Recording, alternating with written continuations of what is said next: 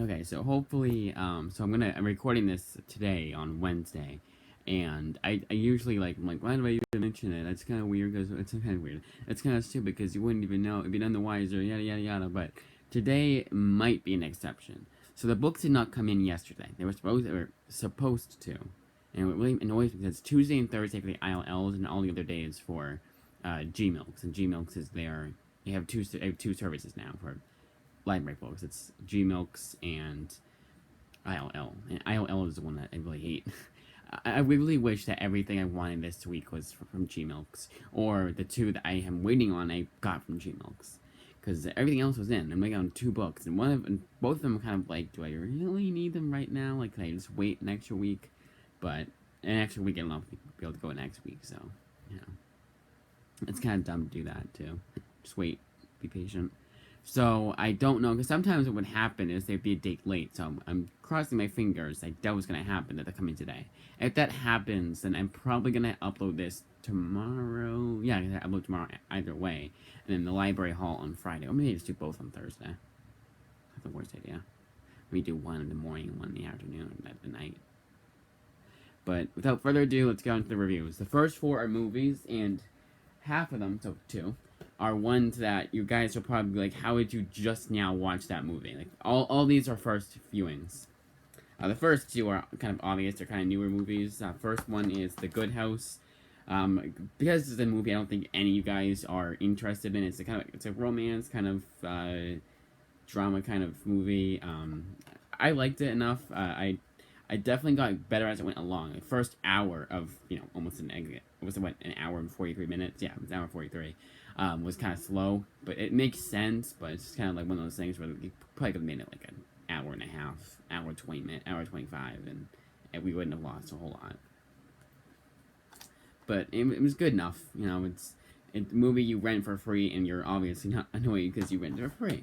If I had spent money on it, I would have been kind of pissed. Like if I had gone to the movie theaters. I just had to do this thing now, but because there's so many movies out right now that I want to see, I don't want to waste it on like Air. I wasted that on. I could have seen the Mario movie, but we went to see Air instead. And while I did like that movie, it was on Prime Video to stream for free for Prime members, which I am.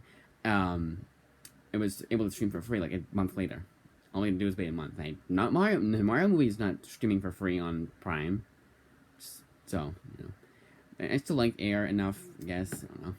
It's kind of ironic, was that, so a little tangent here, as Sean Chandler, one of the guys I subscribed to, you guys saw that on my live stream when they went over all the people I'm subscribed to and talked about them individually. But he did a Keep Watch Burn for Social Network, Air, and Ford versus Ferrari, and that was the easiest decision for me. I love the Social Network. And then Ford versus Ferrari, I was like, kind of had to be. Everyone was saying, oh, you don't have to be a car man to like this movie. Like, you kind of do. You have to be interested in cars to watch that, to like that movie, because it's just like watching a movie it's like watching a movie on the creation of the Ticonderogas, I used to say that, pencils. Like those pencils that you use for school. That's exactly what it was. If they made a movie based on that, no one would see it. But it's cars, and like that, it doesn't make sense. Like, you would not be saying the same thing if they made it on the invention of the Sharpie. You wouldn't be. Don't lie to me and say you would be. And it's everyone's opinion, obviously, but it was like, no, you're kind of wrong. And Air was kind of like, yeah, it was good enough. I think I need to see Air again. Maybe Ford versus Ferrari again.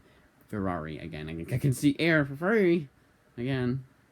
But Social Network was like the Social Network Keep. I'd watch Air again, probably burn Ford versus Ferrari, because I didn't like that movie at all. Like Air, at least I liked some of it more. If I went through my pros and cons, I'd have a lot more pros for Air than I would for Ford versus Ferrari. But anyways, next movie, A Man Called Otto, which I was expecting this to be a Hallmark ass movie, like just completely Hallmarky, and it wasn't. And I thoroughly enjoyed this movie. I was gonna say the best of the bunch, but I can't really say that. I mean, I could technically. It was definitely the most like easy to watch. Like The Good House was, yes, easy to watch too. They're both that and Otto were dramedies, so they have comedy in them. But Otto was definitely a lot more like entertaining and interesting. And then Good House was, because Good House didn't get to the point until like, I mean, there was a point for why they did that, but they didn't get to the point of the movie until like an hour in, which it made sense why they did that, but it was kind of like, oh, okay, without giving too much away, because it is one of those movies I don't want to give away what happens as it goes along. Next one up is one of the two of them that are ones I've never seen before, which is going to surprise you guys. First one up is the first Pirates of the Caribbean. Now I find that funny how they didn't cross out they usually like have a marker and cross out the DVD because it did not come with DVD. All I have is a 2-disc Blu-ray. That was awesome. This is why I like to used to like no, not used to like I shouldn't say used to like Disney. But this is what I used to like about their and I don't think it was just them, but they gave me 2 Blu-ray discs in a DVD. But this one I did enjoy. I did not. There was like a 20 minutes, I think, of deleted scenes, and it's 3 discs, so the only disc 1 is just a feature film, which is kind of stupid. But anyways, kind of waste of a Blu-ray disc. If you ask me, just having to, because you could have it all in one disc for the Blu-ray special features. I know you could. Maybe they couldn't because there were so many deleted scenes. There was like 19, and even if they were a minute each, that's still 19 minutes. Like on average, a deleted scene is about a minute long. So I didn't like seek out and I didn't want to watch the deleted scenes. It was good enough. I think it was just too damn long, like 2.5 hours basically. It's a bit long. I feel like they could, and it's not one of those movies where I feel like they could have trimmed some fat. But I mean, a better movie reviewer than me could probably tell you that they could have done that, you know, and then actually showed you and actually proved it.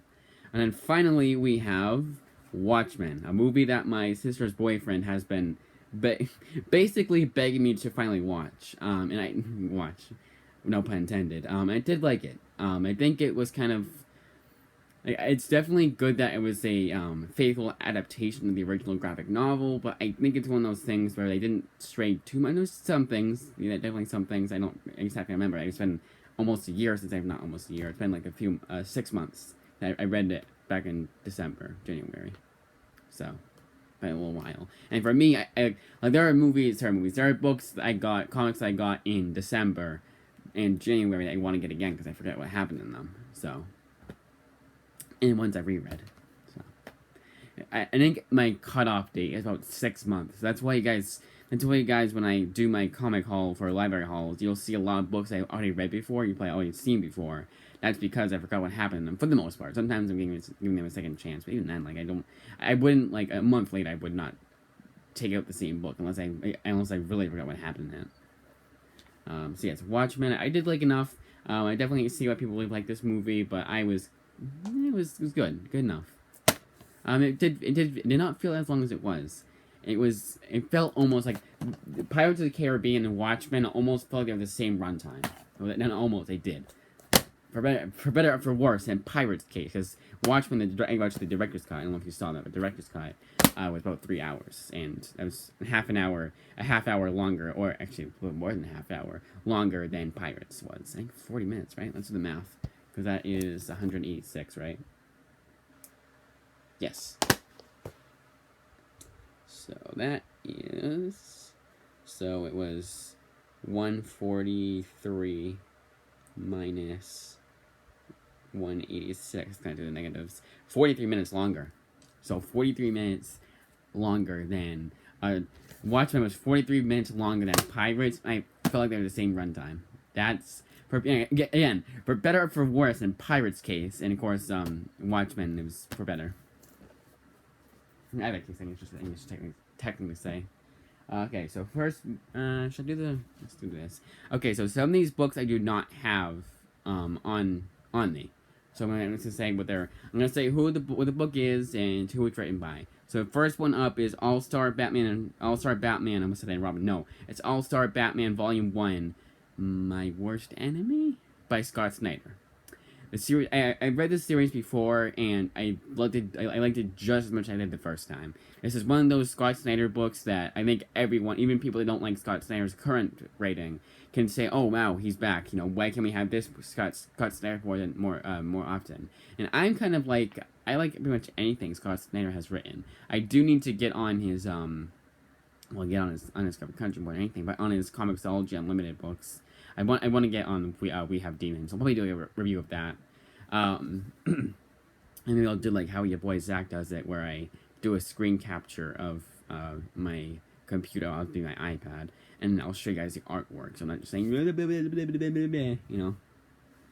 But yes, I'll probably get on that. But anyways, this one was really good. I did like it. It was, again, like I was saying, it was one of those books where I think even Scott Snyder, current Scott Snyder haters, not one that's not people that have always hated Scott Snyder's writing. No, people that like this New 52 Batman back in the day would say that yes, and they don't like his current stuff. Will say yeah, he's back, you know, yada yada yada. And I think Batman is his strong suit. Like when he writes Batman, he, no matter how old how long he's been writing for, he'll always, that'll be golden age Scott Snyder. That's what I was basically trying to say. Superman Up in the Sky. I actually do have that one. So sorry, not Superman Up in the Sky. We'll do this one first. I'm an idiot because I wrote down the book that I already had. So Superman Up in the Sky and Superman Smash the Clan I owned myself. I don't know why I wrote that down because the books, the ones that I had returned last week. So I went to the library last week and I get some books. I'm not going to them off. Actually, that's when I got Watchmen and actually all the movies. So you didn't see that last time. I should have mentioned that. Yeah, I will. Yeah, what was I saying? I was saying, oh, so Superman Smash the Clan, I really, really enjoyed. This was very, very good.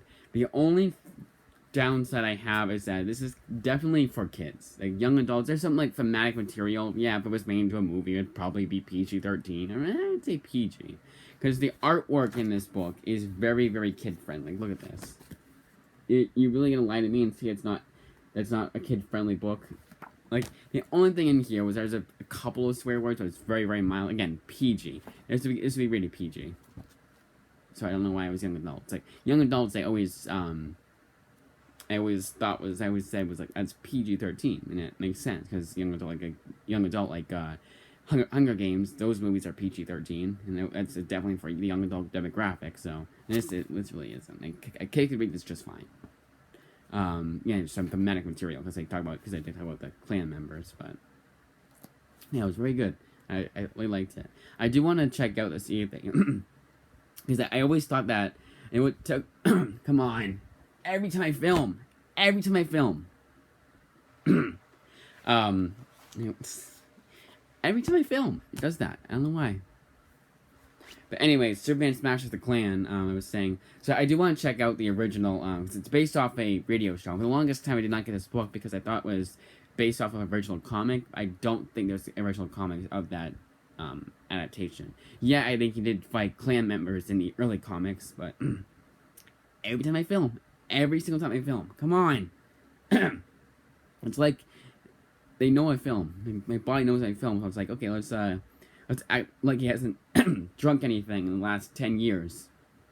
It's not like I have that's exact same feeling. It is because you haven't drank in a long time. You're dehydrated, so your throat starts getting scratchy. All right, so yes, that. Then we have Superman Up in the Sky. Another surprise because I do like Tom King's writing for the most part. I just don't like Tom King, the person. So whenever I read a Tom King book, I have a lot of bias, and I can't turn that off, so to speak, and enjoy the book. But this one I could. Rorschach I didn't like too much, but this I did. And everyone seems to have liked Rorschach. Likes Tom King. I liked his vision. That was really good. I like what I had read so far of his Strange Adventures before I couldn't get any of the newer issues. I didn't have them at my local comic shop. It was just like my local. One of the biggest reasons for why I stopped getting weekly books and so weekly. So this one collects issues 1 through 6 of Superman Up in the Sky. The issues those I mean the weekly books. The ones like Superman issues 1 through 6. Actually, it was ironically enough was one that I had started in floppy form at Newbury Comics. But one of the biggest reasons for why I don't get weekly books anymore is that it kept saying like, oh yeah, so let's say I have 40 series that I'm on right now. Let's say it's probably honestly was the amount I was on. It dwindled to the point every week they wouldn't have they have 1 week they have all 40, then it'd be 39, then it'd be 35, then go down to 30, then go down to 25, and now it's like 20. And it was so annoying because and then I was like, okay, if I'm just gonna get like for Undiscovered Country and Department of Truth, and I'm just gonna get the newest volumes of them, and it looked better on my shelf because actually, well, except for Department of Truth, because I have like I had volumes 1 through 3 of Undiscovered Country. Now I have volume 4, so I have all 4 volumes of that series on my shelf now. If that looks better than it's like then I'm not getting weekly books, and it was so expensive too. Like getting trades is a lot. I would rather get more trades than more floppies. Is my basically is a TLDR. But yes, I did like this series. It was definitely a better adaptation of sad mopey Superman than the Brian. So surprisingly enough, because I love Brian Azzarello as a writer. He's probably my how Tom King is for comic pop. How Brian Azzarello is for me. I love pretty much everything the guy has written, except for his Superman for Tomorrow, and this is a better adaptation of that comic. It's not an adaptation. It's just both comics are mopey Superman, whereas everything else is. Whereas for the most part, it's always like upbeat Superman for the most part. This was actually like sad, depressed Superman. But I did really enjoy this book, and it was like with Batman Adventures. It was those Superman and Batman Giants that came out from Walmart, but they reprinted them as individual issues. I do have all 6 individual issues of Batman Universe. I want to read that one. I want to read that again. Did I take that one out? I don't know if I did. I think I did, because that is one of those, and it's literally the same, where it's one of those books I'll like reread it and reread it and reread it and reread it. So I like that I own it. I said it so awkwardly. I'm glad I own it. I guess that's what I'm trying to say. Okay, so now we are actually going on to the books I don't have.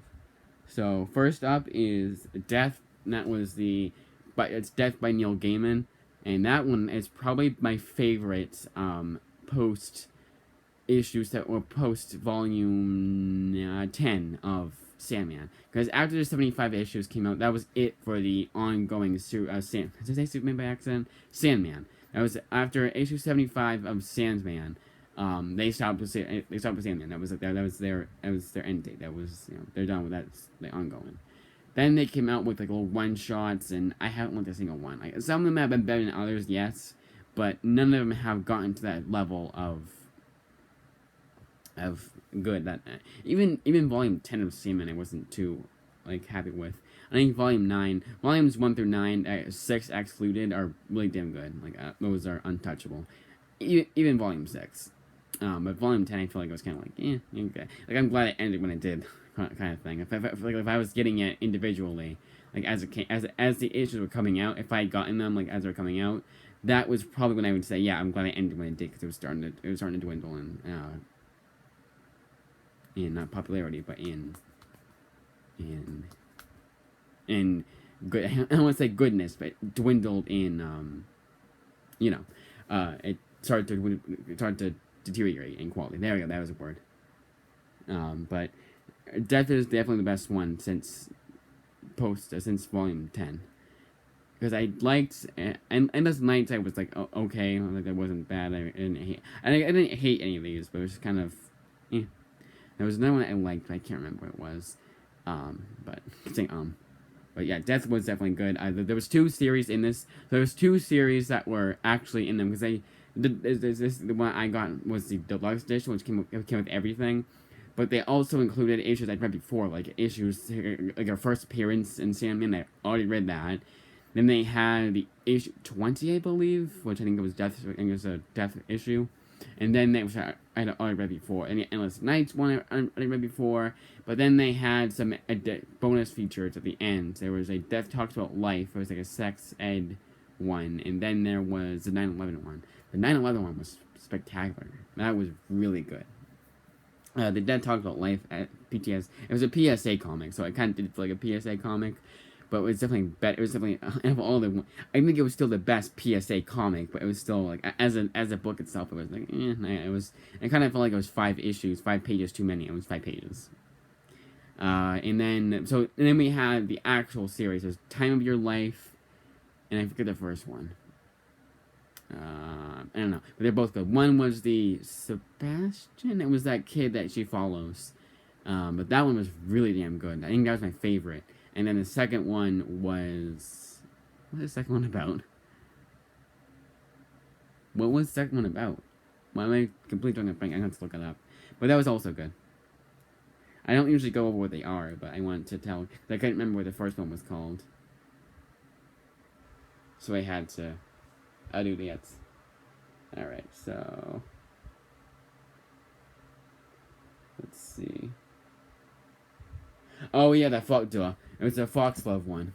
So the second one was Foxglove, and which followed Foxglove and her girlfriend, which we had previously seen in the ongoing Sandman issues, and that one was good too. I like that one.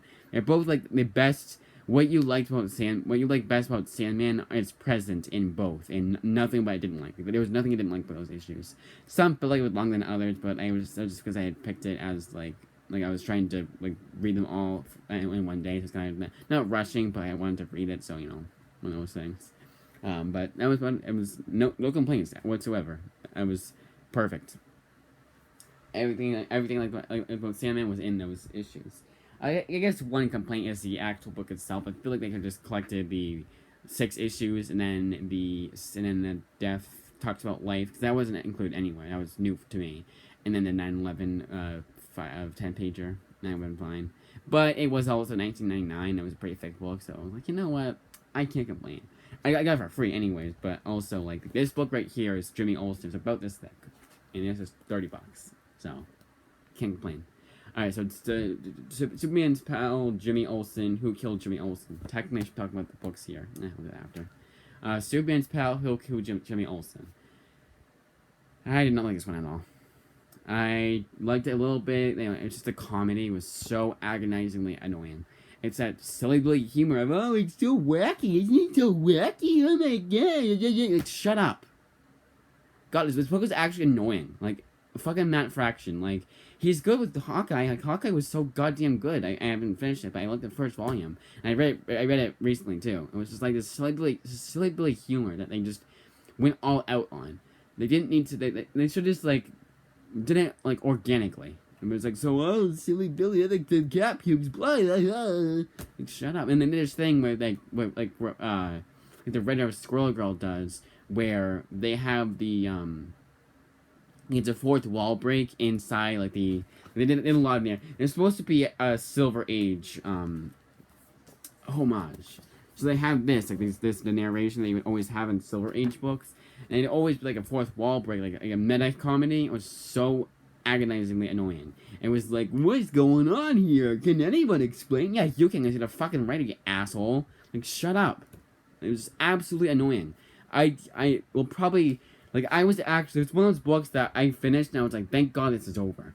Now, I did spend money on this book, but I'm somehow, like, because I didn't absolutely hate this book. It wasn't like a 1 out of 10. I give probably like a 3 out of 10.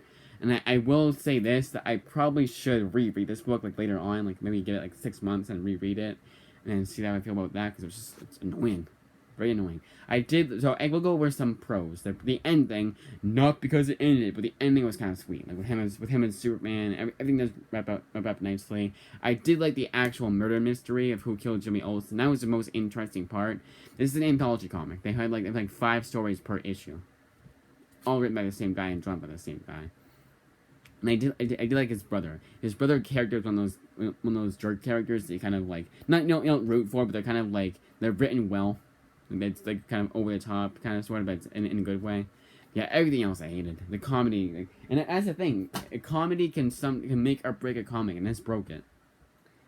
Now we have the other book that came out around the same time, another 12-issue miniseries that is kind of like, well, that one's more connected.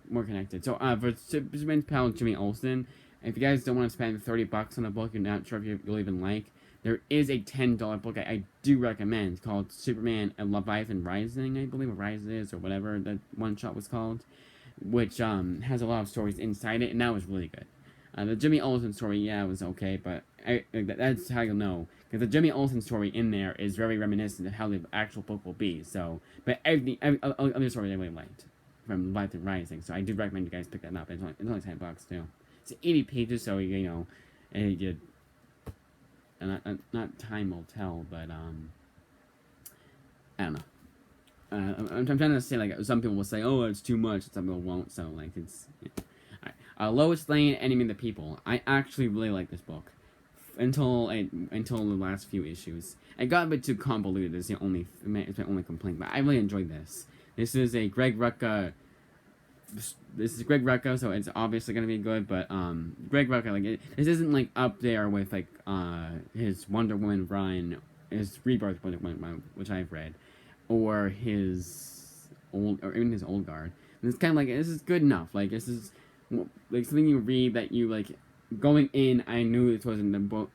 Going in, I knew this wasn't the most well-received book, so I was pleasantly surprised. So if you go in knowing it's not like it got like a lot of bad reviews, not bad reviews, but like a lot of bad praise from some people, then you'll I was pleasantly surprised.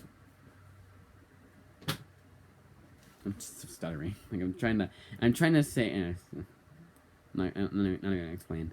Then we got Hero, that was Powers and Abilities by Will Pfeiffer. And it was everything Amazon's Attack wasn't. Interesting, investing, achieved what it was going for. It was smartly written. It was thought-provoking. It was absolutely incredible. Seek this book out right now. I hope it better be available on the Kindle, because I think it's out of print otherwise. It was a very old book, and because I'd never heard about it before. That was kind of surprising. It is a Dial H or Hero book.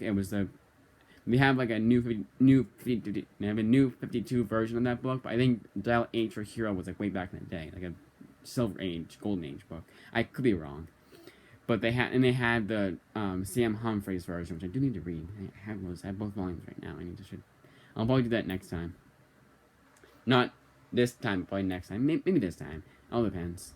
Then we have Nightwing Volume 1, a Tom Taylor run, which I liked. I wasn't as crazy about it as everyone else was, and I think it's because I've heard about it, how good it was. I kind of had like how I do a good example is the Lois Lane book. Lois Lane book, everyone I trust, so they hated that book, and it was absolutely awful, and but what they hated, I was able to ignore, and I was able to look at what was good about it, and I was able to be like, oh, okay, that was really good, that. And it was the exact opposite for Nightwing. Every one of the usual suspects this is really good. It's actually surprisingly good modern DC comic, and I was like, yeah, it's good. Don't get me wrong, it is good, but it's good, not great. And it's one of those books where I probably will wait until they have Volume 2 and 3 and so on at my local library. Then we got Phoenix. This is the Phoenix War Song. I'm gonna see that. Get that off of there. Done. I think good. Then we got Phoenix War Song, which was just as good as I remember being. The artwork it was definitely different because Greg Land does the original Phoenix End. He did the Phoenix End song, which is the prequel to this book. This book is a sequel to Phoenix End song. But Phoenix End song was drawn by Greg Land, an unpopular opinion, but I really like his artwork. I know he probably traces off porn or whatever they were saying he does, but I don't think it's as bad as people are saying. And maybe it's because I like more realistic artwork, but I like that artwork. But Hero was good. It was also good. It was done by Tyler Kirkham, and there was like some lighting. Here's that thing. Tyler Kirkham does that kind of artwork where if someone shoots fire, you see the shadows and you see the if it goes through people. It's right here. It's not through, but through past people. You can it lights up the person as it would in real. It's realistic. As realistic as the artwork can get, with it also being cartoony. Not super cartoony. Just you can tell it's different artwork than Greg Land's was. But and the story itself I really liked. I like these books. I'm kind of a sucker for them. I know they're not the most well received books. I hate to say this, but I really get on the actual Dark Phoenix storyline. The thing for me is that I want to be a completist and get the entire Chris Claremont ongoing. That's a lot. At least the omnibus, they're out right now, but one's out of print, so I can't. So that's Nightwing, Phoenix, and then we're on. And Humans. Wait, no, not Inhumans. Sorry, I know I'm very very unorganized. Next up is Unwritten by Volume 2.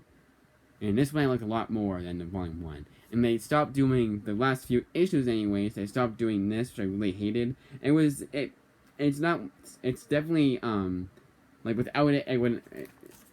They have this. This is like a news story that had the entire news story, and this is actually, this is a good. This is it wasn't as bad as the other ones were. They'd have like this news article, and it was so much reading. It's like I don't think they do that when it's just text and like there's better ways to do that. But it was still at least kind of interesting, but it got annoying in the first volume. The first volume was that was my major complaint. Was it really messed with the pacing? But here it didn't mess with the pacing as much. Like it was very like subdued. It wasn't as bad. It was like maybe a page or two where before I felt like it was like 5 pages almost. But here was really good. The story it's really interesting, and I highly recommend this book. Not my pick of the week though. No, far from it. My pick of the week is I'm gonna include this. It's a book I own, and sometimes I would do. You know what? I'll do both. I'll do pick of the week, the library books, and pick of the week for, Last God is my pick of the week. I own this book. That is my point. Last God is, well, I didn't understand what was going on because it's very, very, very, very, very involved. There's a lot of world building in this book, and there's a lot going on in general. So stuttering, I don't know why. But this was like no complaints whatsoever. No complaints whatsoever at all. Now I did not read the additions, unlike with the Unwritten, they have this at the end, and I was like, nope. I'll probably read through it and just. But the artwork in this book is spectacular. This is my favorite kind of this is what I want for my fantasy comics. Like this exact artwork, like nothing different than this. Who's the artist? Riccardo Federici should just be on. Should write exclusively for fantasy comics and Thor. Like Thor would be awesome with. But this is absolutely spectacular. My highest recommendation. It is worth the $50 price tag. It's also a very thick book too. This is absolutely spectacular, and it's one of those books where I cannot fathom why I did not like this book back then. And it was back in 2019 when the issues were coming out. I was like, maybe because I was forced to dial back on how many comics I was buying per week or per visit to per post work visit to Newbury Comics or pre-visit or so maybe it was kind of that. I don't really think it was, because there was other books that I was like, oh, I'm gonna have to wait till the trade comes out for that, or something like that. Or I don't even remember.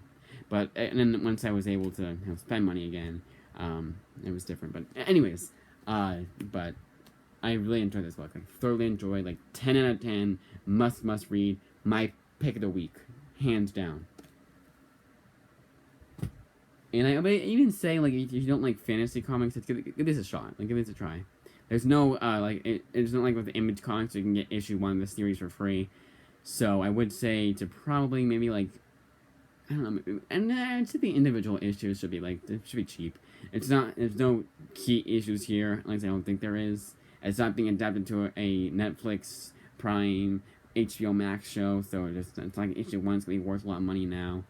But I have the first 3 issues, but I don't think any guys live near me, because I'm now. Because the book's like, I have the first 3 issues of this, but all issues are collected in this trade. So the first 3 issues, the floppies, I sell.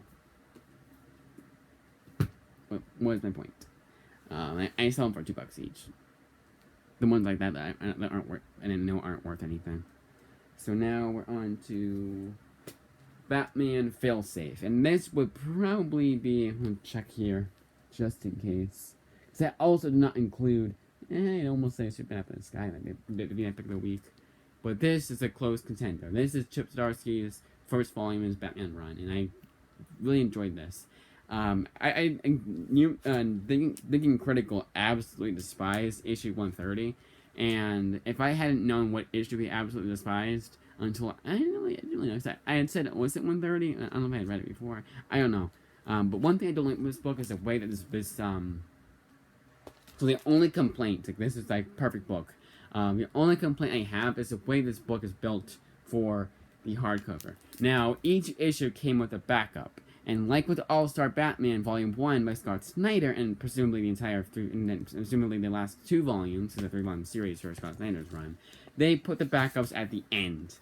and not where they belong at the end of the issue. It's at the end of the book, not at the end of the issue. They put all five, I think it's like five or so, or actually no, six.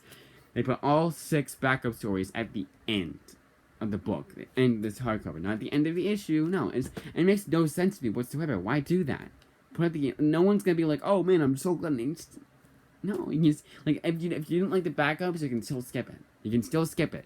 There's no like, oh well, they didn't like the backup, so we put at the end. No, like I didn't know either. So I was like, oh, I have to read all six. It was really annoying, and that's a weird complaint of mine. I like when issues are released in their full.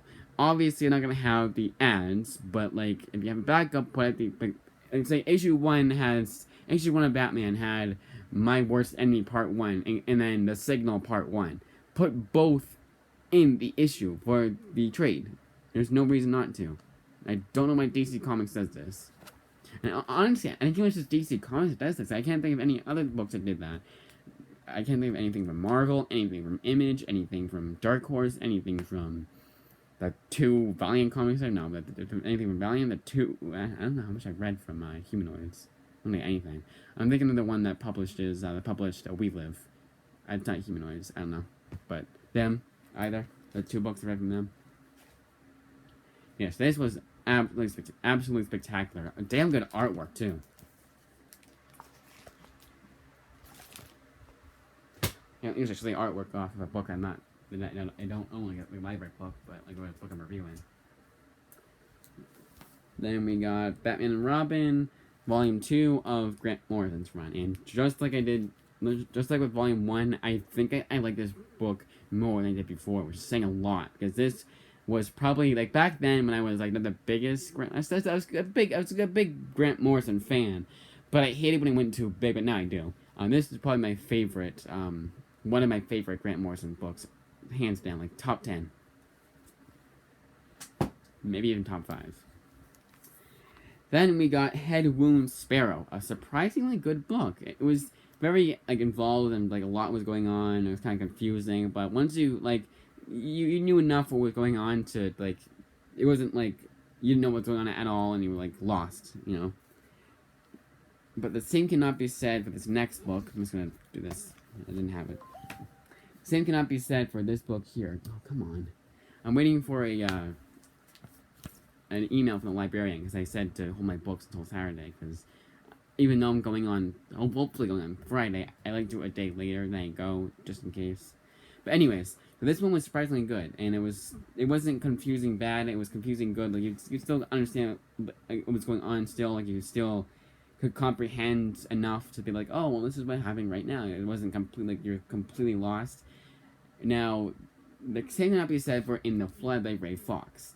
This one was just confusing bad, where you just don't care what's going on, and just boring, kind of, sort of. It was boring. But it got a little bit good. It got kind of good as it went along, but mostly, no.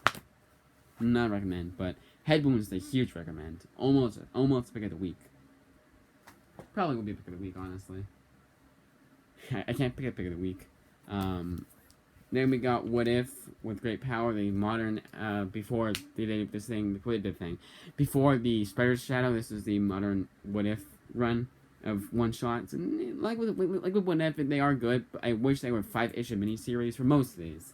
Punisher could have gone for 5 issues. So you know what I'm gonna do? I'm gonna do individual issues and individual reviews for per issue. What If Ghost Rider was good. I liked it enough. It wasn't terrible, but it was good. It was one issue. What If Magic was pretty good. Again, I only needed 1 issue. What If Spider-Man is the Flash Thompson as Spider-Man. I want it to be like that should be its own run. Like they did with Flash as Venom. They should do like that the same with Flash as Spider-Man. Hell, I didn't get Rick Remender to write it, but I did like there's Jerry Conway who I could still like the writing there. But I think Rick Remender would blow it out of the water. And Where the Punisher was good-ish. It was kind of disappointing because it was like, oh, it's just the thing is, it wasn't as brutal as you think it would be, but it does get to that point, and it's like, okay, but it was still good, worthy of being a key issue too. Because that I remember back in the day, I'd wanted to get that issue. I was just gonna get that 1 issue, and that was it. and until I knew that they had a Flash. It was the main one I was going for, but that was one of those books that the second it came out, it was worth $1,000. I actually think it's worth 1,000. You know, it might be honestly.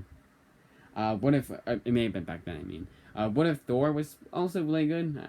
Probably my favorite non-Spider-Man issue. And what if X-Men was all right? What if Thor and X? So the only one that I feel I really want as an ongoing or as a more than one issue was Punisher with a different writer and Flash Thompson with the same writer. But again, Rick Remender would have pulled it out of the water. And then no, not finally. Then we have Avengers Mythos, which I really liked, but most of these issues, so I'm gonna go, can I do this out? Yeah, I can do this. It was kind of one of those books I started way back when, and like, do I even remember? Because I started, like, at the beginning. Like, what if I think I had, no, actually, no, never mind. I'll shut up now, because I don't know what I'm talking about. Captain America and Hulk were really good. Avengers, and the Wasp, also really interesting. Vision was good. Luke Cage was good. Scarlet Witch and Quicksilver were also good, and Thor was okay. Thor was the only one I was kind of like, but this is worth the price of admission. Nice oversized hardcover for only $24.99. And yeah, it's only 6 issues, which is oversized, and it's Marvel too, so Marvel tax. But the only downside to the Avengers Mythos is if you know the story, if you know the origin of these characters, you kind of do know the story here. They do enough with it where, like, you could argue that you don't need it, you know what I mean? Like, you can, there's enough in there. It felt like there was some new information there. There actually is a retcon for a couple. I have reading reviews, so it's like, oh, why is it so low on Goodreads? And apparently they do have certain retcons. I don't remember enough from from Thor's origin story other than, like, the basic shit. Like, oh, he's Donald Blake, he finds the stick. Bang, Thor. You know, that's about it, and he gets exiled. But, you know, wasn't a whole lot that I remembered other than that. Okay, so then we have my as a mail that you heard was my mail, but again, not from the librarian who I sent it at 10:30. Well, sent it. I meant to send it at 8 o'clock tomorrow. But my iPhone was just been like, no, you sent it at 10:30 tomorrow. I was like, oh great, because the librarian at the end of the day and the start of the day does read the emails. So maybe I should call them. The main thing is just to get that. So then we have Inhumans by Paul Jenkins, and I like this a lot more than I did the first time. It was pretty good. It was if you like Sandman, you like this one. It's just kind of like the well, actually they have a Neil Gaiman run on. No, as Eternal, it's not Inhumans. I don't think he had a run on Inhumans. So if you want a Neil Gaiman-esque Inhuman book, you got that. It's Paul Jenkins though, not Neil Gaiman. He was channeling his inner Neil Gaiman to write Inhumans, and he succeeded. Finally, we have the Uja Wuja by Magdalene Visaggio, and this is one of those books where I was thoroughly surprised. Everything about this book was like really well done. It was well written. The characters felt real. The characters were well written, felt real. The conflict was actually very interesting. The story itself was very interesting. The characters characters actually had flaws. They weren't like perfect characters, and apparently it did because they have certain characters have disabilities, and they did do a good job of explaining them, like explaining how people live and how people act and why they act the way they do, and it was very good. There's a few like comedic elements. They say holy shnikes, a lot of something like that. It was something like holy shnikes, and I don't think it was what a shnikes. So that was kind of annoying, but it was one of those. It's my it's only one line rule.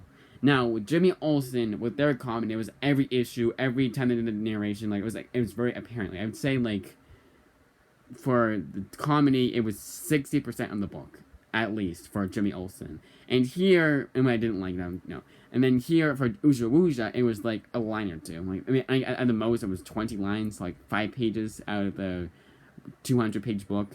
So it wasn't too. Even then, it wasn't too annoying. It's my I have this rule where if the thing that you hate about the book, oh my god, 44 minutes. If the thing that you hate about the book is just one line, that's not really a complaint. Unless it's really, really, really, really bad. It could get bad. I will give credit where credit is due. There can be a line in a book that is really bad and really like, oh my god, like that's kind of insulting to the readers. But it was just one line that's like you can easily skip over if you're like daydreaming or just not paying attention to the book or just easily skip over it. Then I don't know. That's not a complaint of mine. The only complaint I will say is that I don't really have any. Like it's not a perfect book. It's definitely a young adult book. So you don't like that was the one like this. It's like one of those books like it's you could read it, but I do recommend it actually. And I have checked out another book because apparently even people that don't like Magdalene Passaggio's writing, they did really enjoy most of this book. Your boy Zach being a great example. He liked most of the book. He didn't like the comment at the end. It was got really annoying at the end. And I will give him credit due. I could see why. But he said it was his favorite Magdalene Passaggio book, which is saying a lot because he does not like Magdalene Passaggio at all. But I have checked out her Kim and Kim Volume 1, which is one that everyone seems to hate. So maybe it's not just that Usha Wuja book that I like from Magdalene Passaggio. If I like Kim and Kim, then consider me a Magdalene Passaggio fan. But that will not be until then. And that, as I said, is that. So hopefully tomorrow the books come in. If they don't come in tomorrow, I'll be pissed.